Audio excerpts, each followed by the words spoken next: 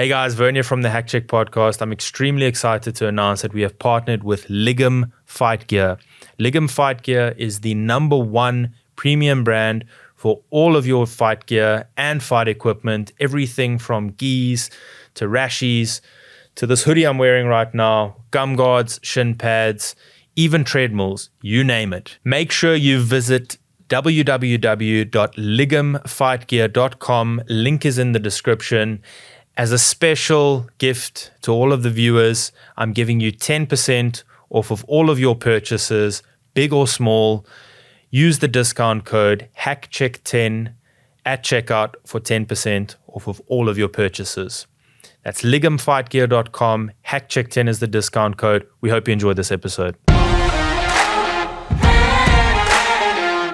Hey everybody, welcome to another episode of our weekly MMA talk show, Chokes and Eye Pokes, the #1 MMA talk show on the African continent. I am your host, as always, Vern. I'm joined by my co-host, Jack. Jack, welcome back. Hey Vern, how you doing? Yeah, good. Feeling a little bit better. I was off last week sick because, I don't know, I might have got the C word. I actually don't know. Yeah. And I don't even know if that's a thing anymore. But feeling better now. Voice is still a little bit cracky, but yeah, not too bad. Okay, glad you're back. Thanks, man. Yeah. It's been an interesting week as always. The fight night in Sao Paulo, never a dull moment, eh? Missed weight first, cancelled bouts, weird call outs. There was so many cancelled bouts. It was ridiculous. Yeah. Yeah, it's I don't know how the UFC does it, how they manage to shuffle people around like that, you know. Yeah. Obviously they've got people on call, so if they just pick up a phone, there's like 100 people that want to fight. So maybe that's it, but still to go and coordinate everything. All the short notice fights did lose though. Yeah. It's unfortunate, you know. It's like, I was thinking about this the other day, you know, because like if you look at, okay, people who have, like we saw Cameron now, Cameron could have just said no or change opponent or whatever. Yeah. He didn't. I don't know how they would have treated him after that. But like Wonder Boy, we thought he was going to get treated like shit. And then it turns out, no, he's not. He's now got to fight again. Mm. So it's like, you never know what the UFC's outlook is on this kind of thing. If you take the short notice fight and still lose, they probably hold you in higher esteem than if you don't take the short notice fight. Yeah, I don't understand the UFC sometimes. It feels like they're more fickle than fans. And fans are very fickle. Yeah. It's money, bro. It's all about, all that it's about, especially now that they're listed on a publicly listed company. Yeah. They're owned. It's all about money, bro. So, yeah. But let's get into it. Okay, the first fight we had at a catch weight of 165 pounds. Yeah. Alves Brenner beat Kanan Krzyzewski by KO in round 1, 4 minutes into the first round. Yeah. How'd you like that fight? Yo, he was so good. Brenner was really good. I was super impressed. Although shame at the same time, like Kanan, I think he was one of those short notice fights. But yeah. Brenner struggled in the beginning though, eh? Yeah, he did struggle to find his rhythm. But then once he figured him out, vicious. Yeah. Vicious. So Brenner's now 16-3. He's 3-0 in the UFC, 5-fight win streak. Krzyzewski, now 15-2. He just lost his UFC debut, but I mean, look, short notice. He's in the UFC now, should be. Yeah. Still not a bad. I mean, he did well for the short time that it was, and he's still a 15-2. You know, still got a decent record. Yeah. So I hope they give him another fight, and he can sort of prove himself. I mean, fighting short notice in Brazil can't be easy. Yeah. Also, on a debut, I give them the benefit of the doubt. If you lose your debut, it's fine. I think so many people bounce back from that. So now Brenner's calling for a top 15 fighter. So, I mean, why not? See what happens. Yeah. Then some interesting things came out of this. We had Borralho beat Abus Magomedov. First of all, Abus, man, dude, like, we had him beating Strickland in the last time that he fought. Yeah. And then he got dominated there. And now, not dominated here, but like, it's a relative nobody that he was fighting. I mean, okay, he's ranked. Is he ranked? But I think he'd probably be ranked now. Now maybe. But I mean, like, Borralho, I mean, I don't know, dude. But smart game plan to get him tired. That was very clever. But I think Abus, he's now, I don't know, there's too much tape on him. He kind of needs to relook at his game, because you can just get him tired and then pick him like to pieces in the third. Yeah. And if he looks like that after 3 rounds, you know. Yeah. That's true. I mean, imagine he was to fight 5 rounds. Look, they were tough fights. I mean, in hindsight, Strickland, I mean, we didn't give Strickland a chance in that fight. Yeah. But then that obviously taught us now, like when people are new to the UFC, maybe just wait a little bit before we get on the hype train. Yeah. But yeah, that's true. I mean, Borrallo got him with some kicks to keep distance at first. And then they had a bit of a back and forth. But then, yeah, like you said, in the 3rd round, I mean, it was flying knee, and then he looked for the submission, couldn't get the submission. So fair play to Abus for sticking that out. Yeah. But yeah, I don't know. It's now he's just lost his last 2, so he's 0-2 in the UFC. Abus 25-5. I think 30-27 was probably a more fair result across the board. I don't know where the 29-28 really came from. I think Barillo did win every round. Yeah, he controlled the fight in every single round.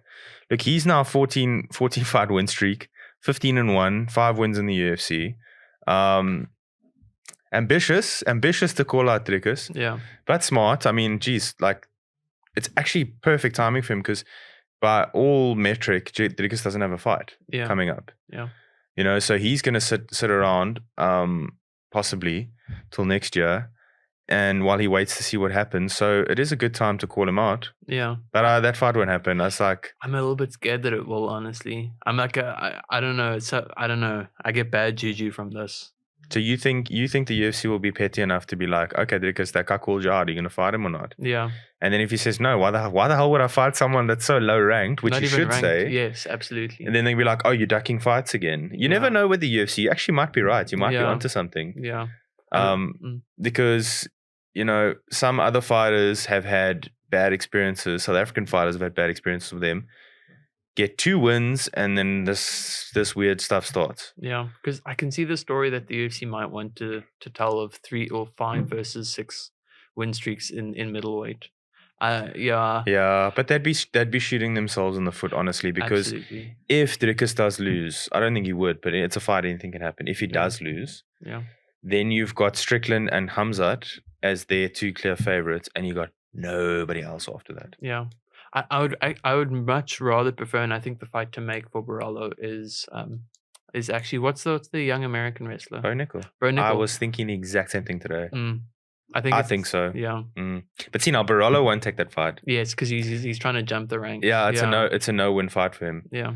I love how this Borrallo's like, Dricus Duplessis, stop ducking me. Yeah. You ducked me for too long. Take the fight. It's like, who the is this guy? It's like Manlo Kape, but now everyone knows Kape, but Kape is like talking like he was Conor McGregor. Yeah. And it's like, bro, we've only seen a couple of fights from you where you've like been known. But this guy, I mean, hey, now we're talking about him. So yeah. But he still doesn't have a number against his name. So I don't know. I think for Dricus, like if they're given the fight, I think Dricus should take it. I mean, whatever name they give him. Yeah, but what does he stand to gain? I think an impressive win against Borrallo. You know, then that title might be next. You know, I don't think anyone's ever got a title shot beating an unranked opponent. Like, well, Sean Strickland with Abus. Well, that is true. That is very true. But sure, yeah, okay. Well, now that you put it that way, damn. Actually, I never thought about it that way. Now that you put it that way, the UFC will have even more ammunition now to be like, well, Sean Strickland did it, so why don't you do it? Yeah.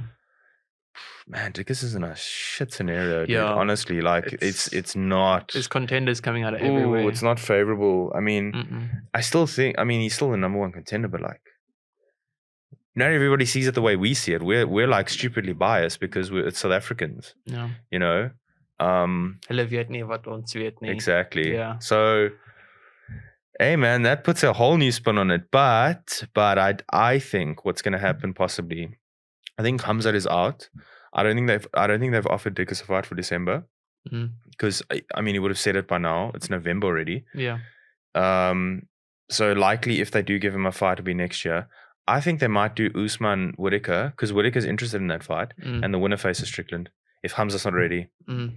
I think that's what happens. But even then, like if Whitaker, I think Whitaker will win both fights. Like if he beat Usman and beat Strickland, boom, then you have a rematch with Dricus. He can try and avenge his loss.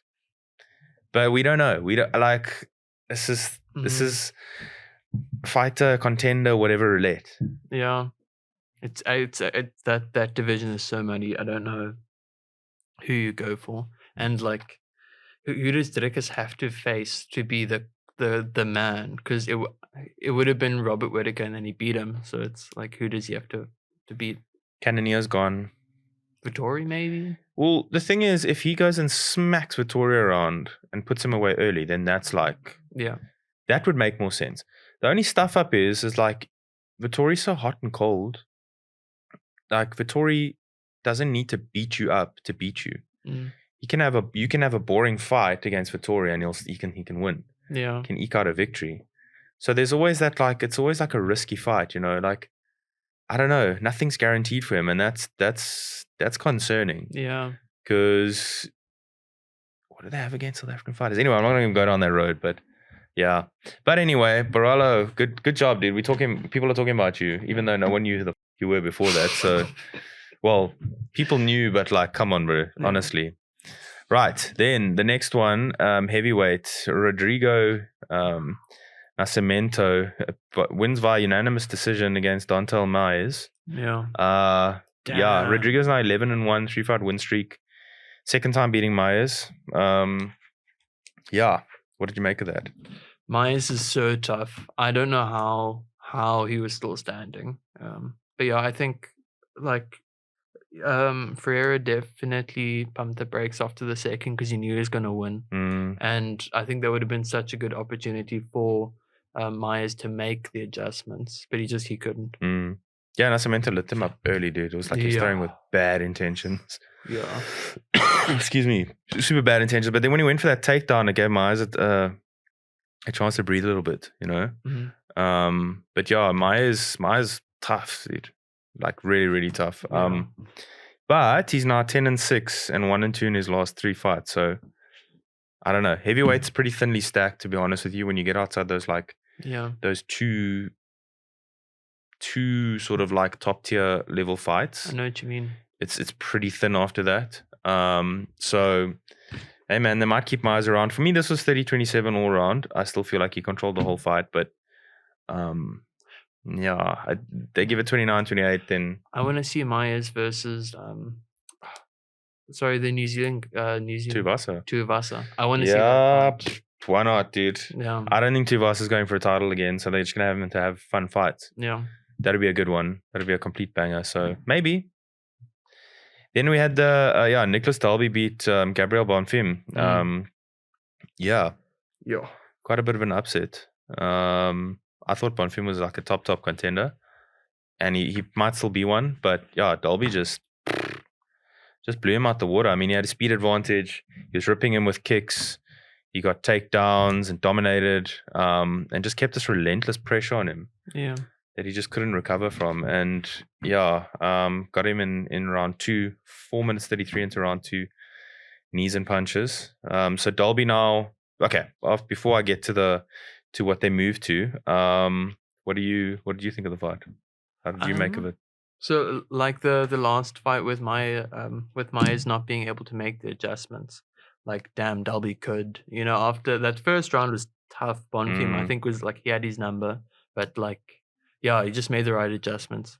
It was really impressive. I mean, I'm excited to see what he does next, or what the next fight for him is. Yeah, I mean, he's 23-4-1 with 2 no contests. He's got a 4-fight win streak as well. Welterweight's also fairly thinly stretched. I mean, like you've got the top 4 to 6. Anything can happen there. Yeah. Bonfim, you know, took his first loss now. It was really a big upset for me. I don't know. Yeah, I don't know what the odds were. It would be interesting to see what the odds were on that fight. But I don't know how many people would have had Dalby winning that fight. Yeah. You know, so a great win for Dalby. In the heavyweights, in the main event, Almeida beat Lewis, unanimous decision, 50-44, 50-44, 50-45. Yeah. Yeah, Almeida now 20-2 with a 15-fight win streak. Lewis now 27-12, 1-4 in his last 5. We said it last time, like Lewis mustn't retire. He's so fun to watch. Yeah. But that fight was Yeah, but Almeida's so good. With I know. his wrestling was insane. Well, Derek Lewis is the perfect game plan, bro. Just stand up. Jiu-jitsu doesn't work. That's what he said. Yeah. But then he was under for 21 minutes or whatever it was, longest control time ever. Yeah. But you could see Almeida was like, there's no risk taken there. Just like control him on the ground. Don't try to finish or anything like that. That was a bit disappointing. Yeah. To see. His call out of Cyril is really smart. Cyril shouldn't take that fight. That is a very good call out. Yeah, I like that call out. Yeah. But no, I think Cyril is going to be waiting for a title shot, which is not going to come. I mean, he thought he should have had the title shot. Now he should have stepped in to face Stipe. No, sorry. Not off the back of his last two performances, no. Yeah. But it is smart. It is smart for him to call out Gane. I think that's a good fight to make, to be honest with you. If Gane can beat Almeida, then I think he deserves a title shot. Just because of like that little kind of tick the box in his wrestling. Definitely if he can handle a wrestler. Well, also snapping a 15-fight win streak. Yeah. I mean, that's a lot of hype. Like that's stuff UFC would like to build off of. Like, oh, he's got 15 fights undefeated. Yeah. Undefeated for X number of years. So good call out. Good call out. Anyways, overall, obviously we didn't do picks for this because I was sick last week. So overall, what did you make of the card? What did you give it? To be honest, I found it a little bit boring with all those decisions. I would give it.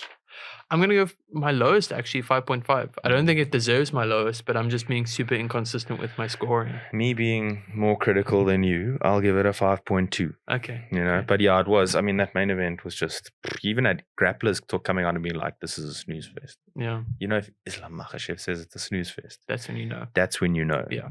One step better would have been Habib saying that, but anyway. Jokes. Not really. I know. Like he's ever going to see this. Anyway, so yeah, also what happened this weekend was pretty shocking. Fury and Ngannou.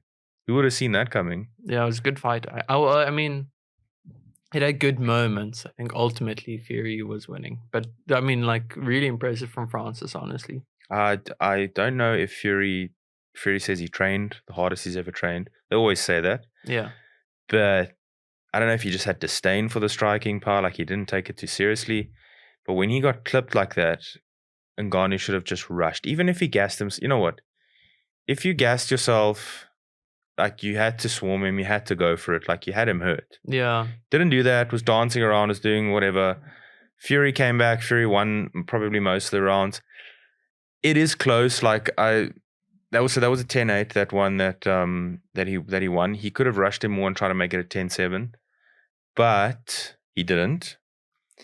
But you know what? Like at the end of the day, he lost a split decision to one of the best heavyweights ever. That the one judge that had it 96-93 was a little bit off. It was probably like 95-94. Would have been better. Yeah, I agree. But yeah, like now people want him to fight Wilder in a boxing match. People want him to fight. I mean, Eddie Hearn wants him to fight Anthony Joshua next. Who I didn't even know Anthony Joshua was still a big draw because I thought that train had sort of that ship had sailed. Yeah. But apparently he's still a big enough draw. So I don't know. Now Ngannou's just talking boxing. He's not even talking PFL. Yeah. Which is good for the PFL. I mean, they made a boatload of cash off of that, but it's bad for the PFL as well. Because now who's going to fight him? No one wants to fight him in PFL. Yeah. I know. He got the money fight now. I think it makes the most sense for him to get another money fight from boxing. Because, I mean, I don't know. What's the fight to make for PFL? Well, I don't know. But then why did they sign him? Did they sign him just to do boxing? Yeah. You know, they did say it's not exclusive to MMA. So, you know, he's 37, eh? Like, he's got to make his money. And he made more money in one night than he did in his entire UFC career. Okay, he didn't have a lot of fights in the UFC, but still. I don't want to see him face Wilder. I think Wilder will knock him out. I think Wilder's super fast and he's like a scary power puncher. I mean, like, he's finished pretty much everybody besides the people Fury's lost to. Yeah. And I think he didn't finish, what's that guy from Cuba? I forget it. But then he finished him in the second fight. Ortiz or something like that. Yeah. I think it's Ortiz. So he's one of the scariest power punchers of all time. But Wilder's talking about fighting MMA, but he said, let's do boxing first, then we do MMA. And that never happens. Yeah, it seems gimmicky. It's gimmicky, you know? So I don't know what they're going to do, but it just goes to show you, like, if the UFC had decided let, and I understand why they didn't do it, but if they had decided to keep Ngannou, let him go box. Could you imagine the pay-per-view numbers if it was now Jones versus and Ngannou? Yeah. They could still do it though. They could do a cross-promotion. Yeah. But the UFC, I think, would just be like, nah, we're the A side. We don't want you to make money and bring exposure to you. Yeah, I think that's the fickle thing. I can't see that happening. Yeah. But the numbers that would do would be astronomical. Yeah. But yeah, Ngannou, man. I mean, he literally like shocked the world. I think he was so awkward. I think that he threw off Fury quite hectically with that. And why that worked against Fury, and I don't think that would work against someone like Wilder, is Fury kind of he relies on reading you and then outboxing you. Whereas like Wilder just punched through the guard, you know. Yeah. Look, I also don't know how Fury is 6'9" and how Wilder's 6'4". I mean, Ngannou is 6'4" because there wasn't that big a difference. Yeah, I know what you mean. So I don't know, man. They won't do a rematch. Fury's also a bit too banged up now to fight Usyk straight away. He said that he wants to in December. Yeah, didn't he say that before the fight though? I saw an interview afterwards where he was like, I got no cuts. Okay, yeah, whatever. You were busted up. Yeah. Like, let's be honest. Yeah. So yeah, whatever he does next, like they're gonna pay big money, and they just do it in Saudi again. You know what? Honestly, I would say just do it in Saudi again. That was not a boxing event to make money. That was a boxing event to have position Saudi as they called it Riyadh season, which I'd never heard of that term in my life before. Yeah. And then they were like, they had Ronaldo there, they had Pacquiao there, they had you name it. They must have paid those guys a small fortune to go there each. Yeah. That was not a money-making thing. They just wanted to have people be like, you know what, hey, Saudi's a good place. We should go there. Do it again. Go have it in Saudi again. Go fight Wilder. You can get viciously KO'd, and then it's cool. Go fight if that happens. Go fight Joshua next. Yeah. Take the biggest offer. Just do it. Yeah.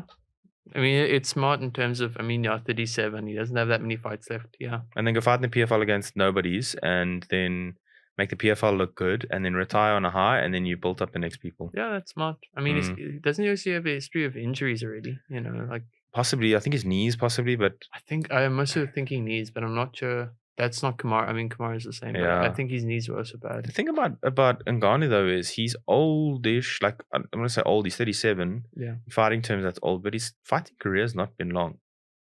His body is relative, like from a fighting standpoint, relatively fresh. But you know, time waits for no man. So yeah. Let's see.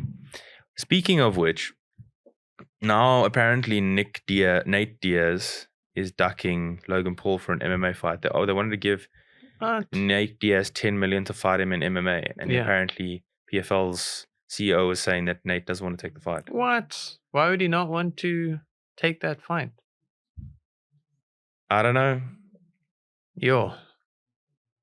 The PFL CEO said that. CEO or VP or somebody, I saw a thing of it saying he's ducking a fight. They've been sending him contracts and offers and whatever. So, hectic. Yeah, I think he would obviously wreck Jake Paul in MMA. I mean, you can't just make up the grappling. You can't just make up that gap. Yeah, there's no chance. And Jake Paul's pretty good at. He's good at boxing, I would say, but he's like he doesn't train like wrestling or jiu-jitsu. So.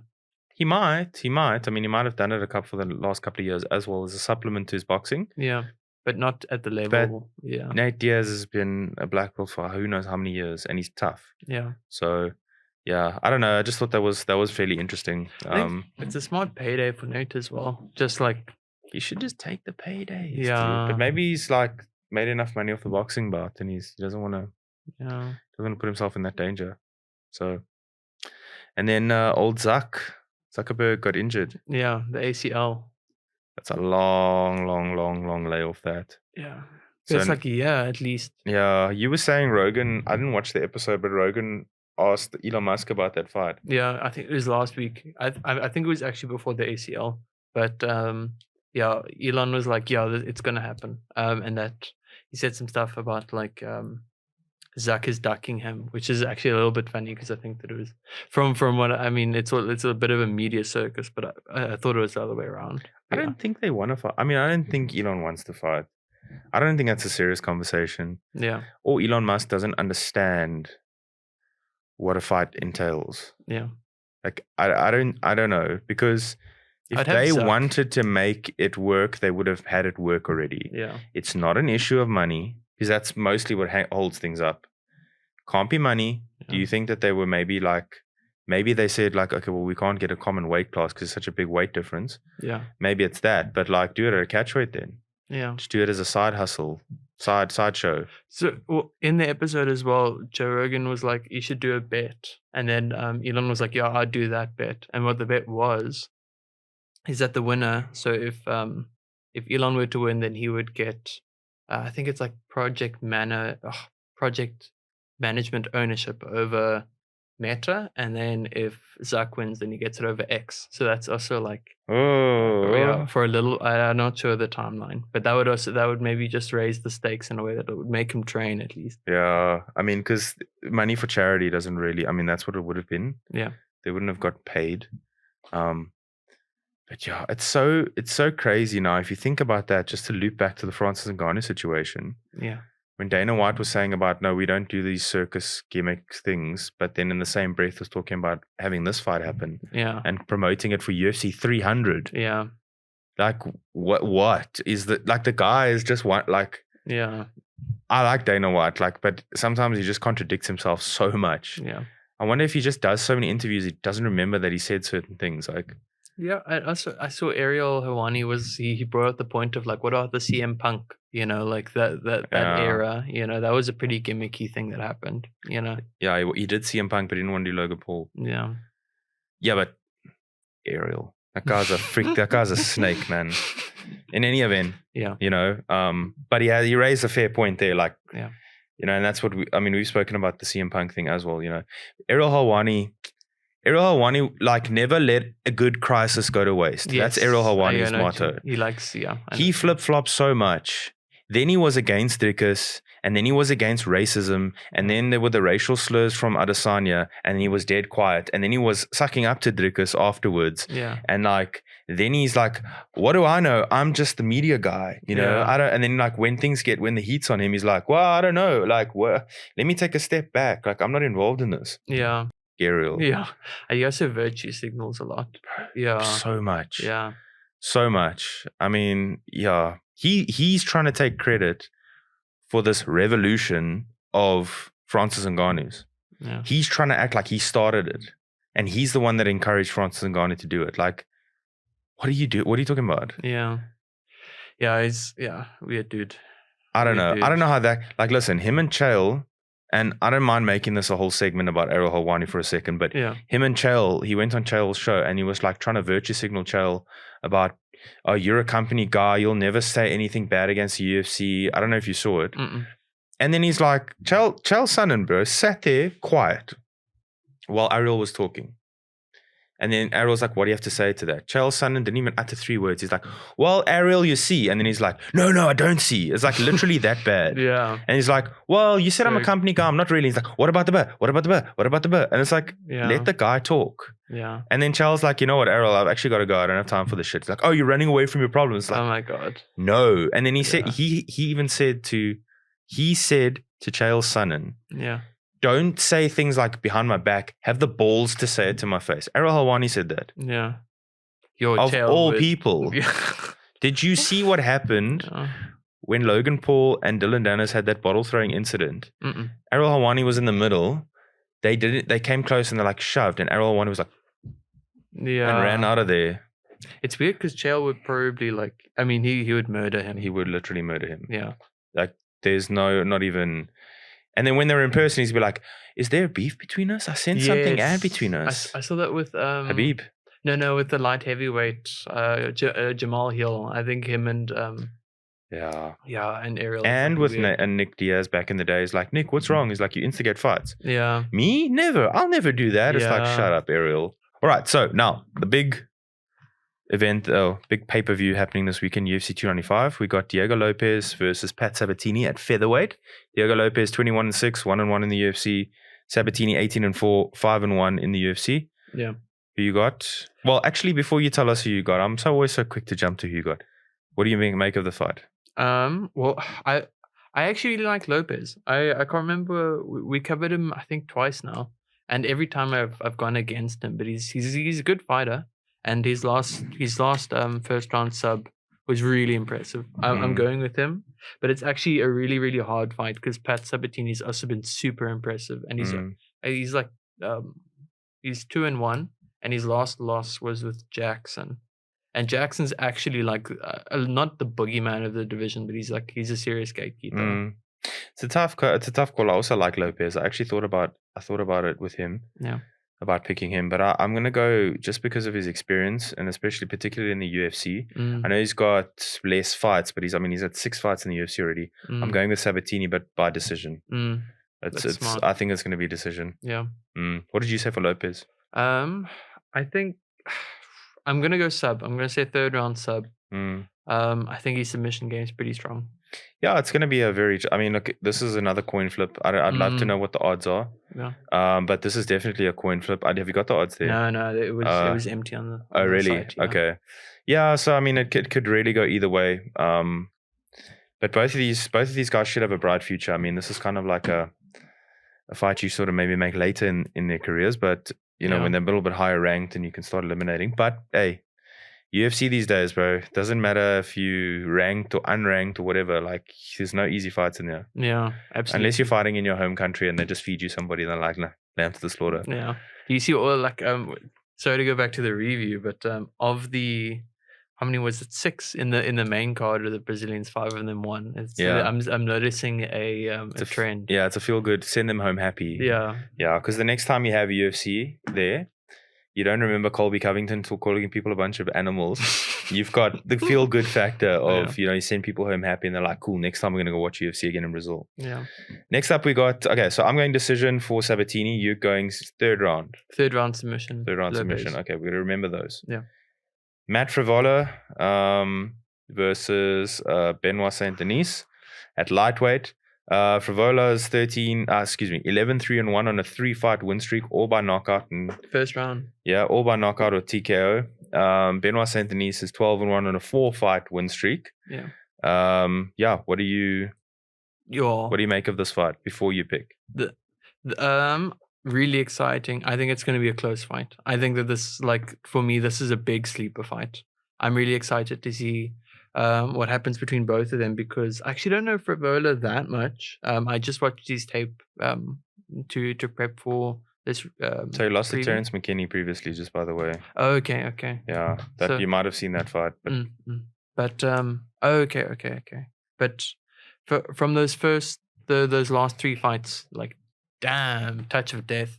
Yeah, and Benoit, I don't know, he's really good. I think he deserves to be fighting in the top 10. But neither of these guys. Oh wait, only Frevola has a number against his name, but they're both up there, I would say. Yeah, so he's very wild, Frevola. That's counted in his favor lately because you see with his touch of death, he's able to knock people out. Yeah, but I think because Saint-Denis, he's a bit bigger. Should be bigger. Yes. He's a much better grappler. He's for lightweight, he's big. Yeah, he's a much better grappler. And that's his key to win is just grapple and just make him tired and lean on him, be heavy. And then of course, he's very, very durable, Benoit. So I think if he does get clipped, I mean anything can happen, but I think it's a simple game plan, weather that storm. Yeah. Simple enough.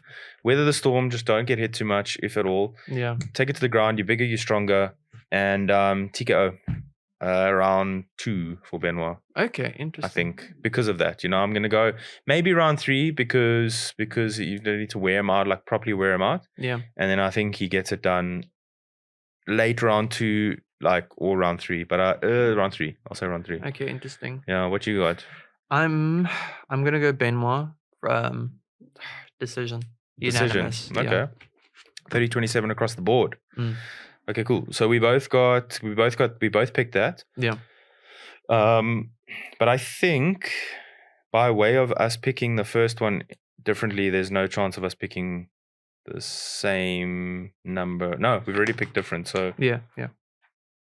We'll figure it out in a second. Just remember what you said earlier. So yeah. Okay, then we've got at strawweight Mackenzie Dern, 13-3, 1-1 in her last 2, versus Jessica Andrade. She's on a 3-fight losing streak. I didn't write her record down here, but I know she's 14 losses or something like that. Also, just a note, as you say those numbers, this is 5 and 7. Number wow. 5 versus number 7. I'm shocked Andrade is even 7 because I mean, yeah. No, Andrade is 5. No. Yes. She's still number 5 off of a 3-fight losing streak. That's crazy. Yeah. These rankings are just... Yeah. These rankings make less sense than the Ballon d'Or nominations and things. So anyway. Okay, so Jessica Andrade, 3-fight losing streak. Look, I think if this was a few years back, she'd have a very good chance of taking Mackenzie Dern down. Yeah. And maybe have a chance on the ground and submitting her. But for now, I don't think she should even go remotely try to go close to the ground because Mackenzie Dern's the best grappler in that division pretty much. And I think her key is to keep it standing. Yeah. But Mackenzie Dern should be bigger, but she'll be a bit slower. I think Mackenzie Dern has to take it to the ground. There's no other way for her to win. Yeah.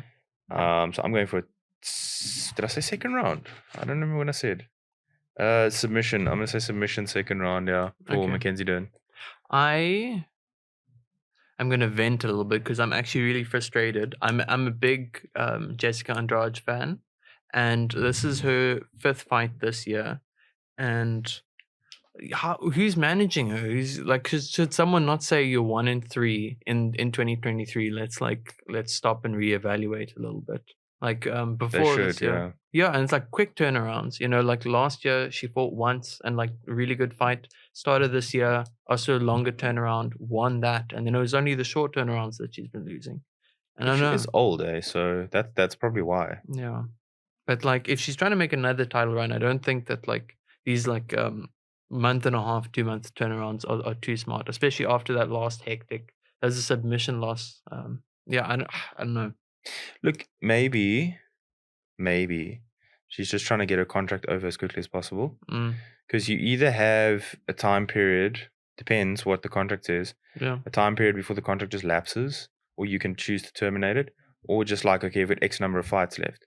So maybe she's like, you know what, I'm really over this. Let me just go get some cash. I'm fighting on big card. I mean, dude, they're fighting 2 fights under the main event. Yeah. Like, how crazy is that? And she's on a 3-fight losing streak. Yeah. And her opponent's 1-1. It just shows you how thinly sliced that strawweight division is. But maybe she's trying to see out her contract. That makes the most sense, honestly. Yeah, that does make sense. In which case, I hope she's getting paid lots. But I have Mackenzie Dern. Mackenzie Dern by? Submission, first round. Okay, cool. Okay, now we go to what was the main event previously with Jones and Stipe. Jones obviously got injured. Stipe, for some reason, is not fighting for... I mean, I guess he doesn't want to fight for an interim title. So, does that mean Stipe is... He's probably retired, or... I think he's got 1 fight left. And I think if he gets banged up against... I mean, either of these guys, then, it's he's also like 37, 38. No, he's 39. Yeah. Okay, well, yeah. Anyway, that was in the past. Sergei Pavlovich, one of my favorite fighters, versus Tom Aspinall. Pavlovich 18-1, 6-fight win streak, all knockouts and TKOs.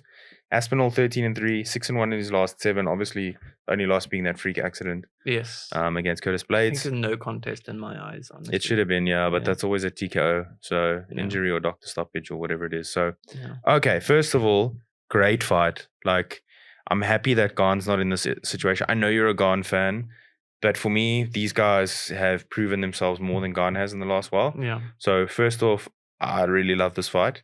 Pavlovich was an alternate anyway for the Jones Stipe fight. Oh, okay. Yeah, he was going to weigh in and do everything and like be an alternate in case someone got injured. Yeah. Someone did get injured. They didn't make the fight. So anyway, but he's got his fight now. Super power puncher versus very well-rounded grappler and striker. I mean, Aspinall's good at everything. Yeah. Whereas Pavlovich is not necessarily good at everything, but his strengths are like strengths. Yeah. That power, dude. I mean, I made a video last year sometime or something where I was like, that is the only person besides Jones possibly coming back that could give Ngannou, that could beat Ngannou and knock him out. Like, I still believe that is the case. Like, even if Ngannou was to come back and, because Ngannou had improved his wrestling and done all the stuff he needed to do to be champ. Yeah. Like Pavlovich, bro. Damn. I know. Power. Like, Russian power. Wait. Yeah, last 6 fights, all of those were first round. How was he fighting in the US? Oh, that's a good question. Yeah, No, he's Polish. He's Russian. Isn't he Polish? He's Russian. Oh, that's Polish power is Blachowicz, dude. Yeah. He's Russian. Yeah, that's a good question. That's a good Sergei. I mean, he's like, I don't know how that works, but Yeah. That's good for you, UFC. Anyway, what do you make? What do you make of this? Do you like this fight, or are you gonna say free Cyril gone? Yeah. Are you gonna pull an Ariel Helwani and start virtue signaling UFC and be like, Cyril gone, I started this. And then when he one day gets his title shot, you're like, Cyril, we campaigned this for you. It was us. Exactly. Measly journalists. Exactly. Yeah. Hey, I'm just the I'm just the talk show host, guys. I'm not a snake or anything. Yeah. Get real. Sorry, I just said it again. Anyway. Yeah. But I have wait. I don't think this is gonna it's gonna be over in the first 2 for sure. It can't go surely it can't go past. Yeah. But I'm going Pavlovich. I've got Pavlovich KO. I originally thought so a couple of things happened. So I actually my original thought was Aspinall, because he's more well-rounded, he's better he's good everywhere. Yeah. But then obviously, like I said, Pavlovich is he's like Izzy was at one stage. Not comfortable everywhere, but good enough to keep it where he wants it to be. And then when it is where he wants it to be, and every fight starts standing. But you know why I went with Pavlovich as well? Yeah. Yes, the six TKOs in the last 6 fights, KOs, TKOs. But the fact that he was an alternate means he was training the entire time. Yeah. Before this fight. You don't know if Aspinall's been training. He trains, but not where, okay, I've got a fight coming up. Yeah, like a proper camp. I've got a fight coming up in 6 weeks. I'm trained for that. No. Yeah. I think Pavlovich. I wouldn't be surprised if Aspinall's key to victory for me is for him to take it to the ground. And then he needs to just grind one out. I do think Pavlovich is bigger, though. I think that... Yeah? No? Carry on your thought? I think that might... I mean, I don't know the actual weights, but he just looks big. He looks big for the division. I mean, even at heavyweight. He's big, he's tall, he's rangy, yes.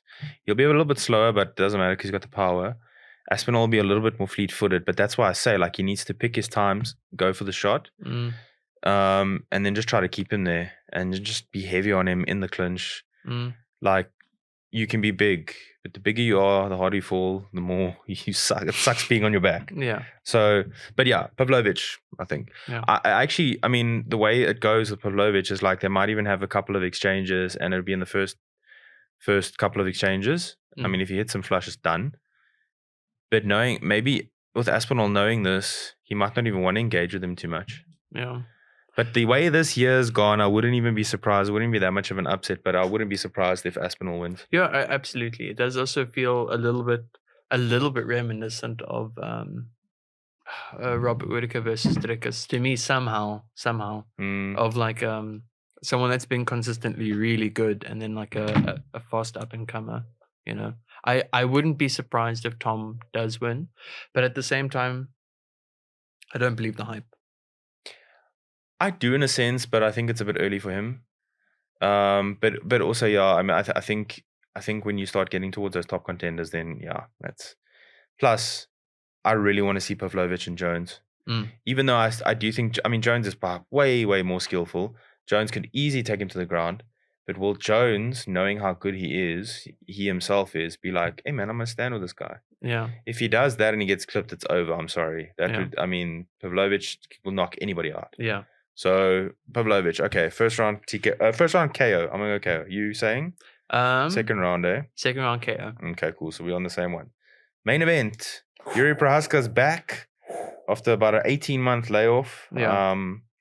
To fight Alex Pereira. Alex 8-2. Obviously, only had a couple of fights in the UFC, but what he's done in 6 fights. I was looking at it the other day. He's beaten 3-4 more current champions in his last 6 fights. Yeah. That's mental. Did he get an interim? He didn't get an interim belt against Jan. No. So now he's fighting for a second. Won a belt, fighting for a second belt now. It's crazy, dude. Jiří Procházka, okay, 29-3-1, 13-fight win streak, but 1.5 years off. What do you make of this fight? What do you think is? Poeton. Why? Give us your analysis Okay, first. So yeah. How do you see this one playing out? I think so. It was a split decision win against Pavlovich, but I think he did really well. I think that him being longer at this weight is going to be good for him. I think he's going to be more comfortable at it. I think that he wasn't that big for Blachowicz. I mean, he was big, but I think he's going to be able to put on more size. I think that's going to be a huge advantage for him. And then also, poor Jiří, like he's going to have ring rust. Sorry, he's going to have ring rust, and also him winning Glover. So his last fight, he was losing. Like he was losing up until that 5th round. I like that, and mixed with what Alex Pereira must feel to like kind of revenge the loss. Yeah, obviously like very close teammate. I think that I can't see this going away with Jiří. Look, I mean, the big question obviously is how big will the ring rust be with Jiří? Yeah. But one thing with Jiří, he's not going to die trying. He's not going to die without trying. Excuse me. Yes. So his key to victory is to try to sub him, I think, and try to dominate him on the ground. Yeah. Yes, and to get it to the ground. Look, and Pereira can get up. I mean, he would be able to get up. He's obviously just going to have trained grappling like all the time with Glover, and now having that intimate knowledge of Glover Teixeira having fought Jiří. But that being said, like Jiří he held his own in the grappling exchanges against Teixeira. Yes, he was probably losing, and he still ended up subbing him at the end of the day. You've got to give it to him.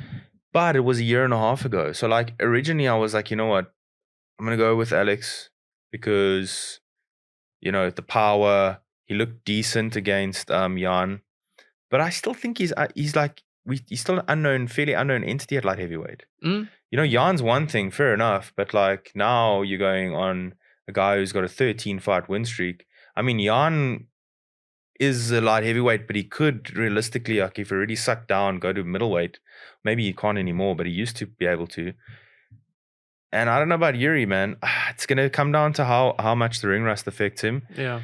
And in a 5-round fight, I see Jiří not wanting to stand with him as much. Although you never know, he's a crazy dude, that guy. So, I'm going for, I think I said a sub for Jiří. Sub or unanimous decision. Yeah. But again, I mean, if Alex wins, won't shock me. A year and a half off is a long time. This is going to tell us how good Jiří Procházka really was, because people like John Jones have taken long layoffs. GSP have taken long layoffs. Yes, those are probably the two best fighters of all time. Yeah. But a lot of people say ring rust is not real. I think it is real. And that's going to be the big determining factor. But I think Jiří's he's not gonna die trying. So die wondering. So Jiří, probably by sub. I also think range is going to be so important because it's. I mean, Alex is long. Like that range difference. I don't think Jiří's also long, but just closing that range and like those kicks to enter to close that range is going to be, yeah. Yeah, I mean, it's going to be an interesting fight. It's a really, really interesting fight. I mean, it could really go either way. Yeah, absolutely. But I think we mustn't look past the fact that Jiří's had 33 fights. Pereira's had 10. But that's why I had Jan the last fight. That's because yes, we did. Yeah. Both of us, I think, had that. Yeah. Yeah. But Jan's been on a bit of a backward spiral though lately. Like Jan's also older. Jiří's young. Jiří's very young. So he lost to forgetting that he's the Russian. I'm forgetting his name. Ankalaev. Yeah. Well, he didn't lose; it was a draw. But he said he lost. But that's another one. Ankalaev has to go through this. The way the universes work lately in the UFC, Ankalaev's going to lose to Walker Johnny. Just the way that spanners have been thrown in the works. And then Walker Johnny's going to be next probably for a title fight. I hope not. And then Walker Johnny's going to win the title next. I hope not. And then he's going to freaking, just watch. He's going to go the Aljamain Sterling route. I hope. Fake an injury, win a fight. Well, it was a no contest, but. I'm such an Ankalaev fan just because you don't hear about him only when he's fighting. And then, like even when he's doing it, it doesn't sound like he actually likes the press. He just likes to win. Yeah. Yeah. And he dismantled champion Dolce, who was here as double champion here. It was like a beast, still is a beast, but yeah. So okay, so we got a couple of different picks. So you're going with Alex, I'm going with Jiří. We're both going with Pavlovich. We're both going with Mackenzie Dern. You're going with Lopes, I'm going with Sabatini. I'm going with Benoit, you're going with Benoit or Frevola? Benoit. Okay, so we got Sabatini, Lopes different, and we've got Jiří and Alex different. Yeah. Could be a tie, but we'll come down to how accurate we were, right? So, So if it's a tie, that's true. It could be a tie. So we need to just remember what we said, what the method was. So we'll get a point for a win. And then if you've won and you get the method of win, that's another point. Yeah. Okay, but you have to win. You can't lose and say it's going to be a TKO and then it's like a TKO to the other guy and you get a point. Yeah. Okay. Yeah. If it then still is equal, then we have to go to the round. Okay. Yeah. Fair enough. Good. Also, did you see, so UFC 295 on the early prelims, closing the early prelims was Jared Gordon, which I thought was like, I don't know how I feel about it. Well, I do know how I feel about it. I think it's pretty rough. Yeah, that is rough. I mean, what fight would he replace though? The Lopes Sabatini fight? Well, maybe, but just like I know which fight. Yeah. No, sorry, you carry on. I'll tell you now. Frevola. No, Dern and Andrade. Oh yeah. But you gotta have. I mean, you gotta. It's the women's revolution. You gotta have it. That's number 5 versus number 7. Fuck knows how. Anyway. But yeah, shame. I didn't know. Like he's not even in the prelims. He's early prelims. That's crazy. Like Cameron is higher than Gordon, which yes, but like I mean, in my mind, Gordon just has had such a raw deal. Yeah, you get those, eh? I mean, it's the same as Dricus and Bo Nickel. Bo Nickel got pumped into his UFC debut. He was in the main card, and then Dricus had won like 3-4 fights, and he was like, "Who the hell? What the hell's going on here?" Yeah, and people know Jared Gordon. I know. He's like the one that actually beat. Well, the first one to beat Paddy. Well, he didn't beat him, but everyone knows. Everyone knows he did. So. I don't know, man. Maybe he just spoke out a little bit about the UFC and criticized him, and they're like, well, is that the way you feel? Okay, early prelims. Thank you. Yeah. Keep your mouth shut. Yeah. You don't know, bro. Listen, it's a big corporate. Like, the UFC is a corporate like any other corporate. And it's an American corporate as well. So it's like, hey, you know what? If you speak out, you don't like it, screw you. Pop you at the bottom. We're not going to do anything illegal. We'll make you quietly quit. Yeah. And screw you. Yeah. So that's a bit rough, man. I don't know. But he's going to have to fight regardless, as long as he gets paid the same. If he wins in a spectacular fashion again, then maybe the UFC's like, okay, there's money there, we have to. But politics, just like anything else in UFC too. So, yeah. Well, yeah, I think we've got to the end of this week's show. It'd be interesting to see what happens at 295, UFC 295. I'm really, really looking forward to seeing that. Yeah. Hopefully there's an announcement soon in the middleweights, like what is going to happen, because that division's just stagnating, waiting for Khamzat. Yeah. And yeah, hopefully we get to see Zuckerberg and Musk soon. Yeah. I don't know if I'll watch that, but something tells me that UFC 300 is going to be McGregor Chandler. I think they're waiting for that, but who knows? Yeah.